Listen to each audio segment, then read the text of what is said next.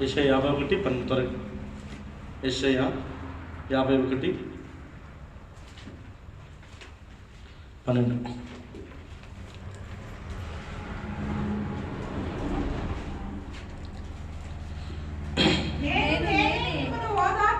ఎందుకంటే ఆయన వాక్యమే ఉన్నాడు నీలోకి. నీ బాధలు, నీ కష్టాల్లో, నీ కన్నిటిల్లో, నీ ఇబ్బందుల్లో, నీవు పడిన శ్రమలో ఆయన నిన్ను ఓదారుస్తాను.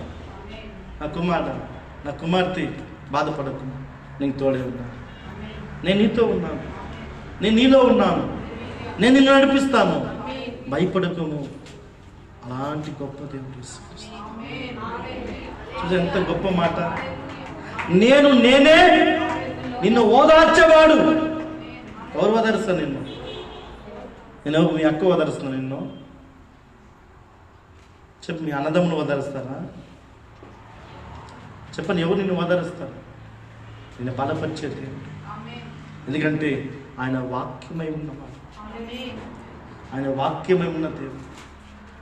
ఆ వాక్యం నీ హృదయంలోకి వచ్చి నిన్ను ఓదారుస్తుంది, నిన్ను బలపరుస్తుంది, నిన్ను ధైర్యపరుస్తుంది, నిన్ను నడిపిస్తుంది. విడవని ప్రేమతో నిన్ను ఆయన పెనవేసుకునే దేవుడు. హల్లెలూయా, హల్లెలూయా, హల్లెలూయా. దేవునికి స్తోత్రం, దేవునికి స్తోత్రం. దేవునికి మహిమ కలుగుగాక, క్రీస్తుకు మహిమ కలుగుగాక. అదే క్రిస్మస్, అదే హ్యాపీ క్రిస్మస్. తిరిగి తాగడము, తినడము హ్యాపీ క్రిస్మస్ కాదు. వాక్యమైన దేవుడు, వాక్యమైన దేవుడు.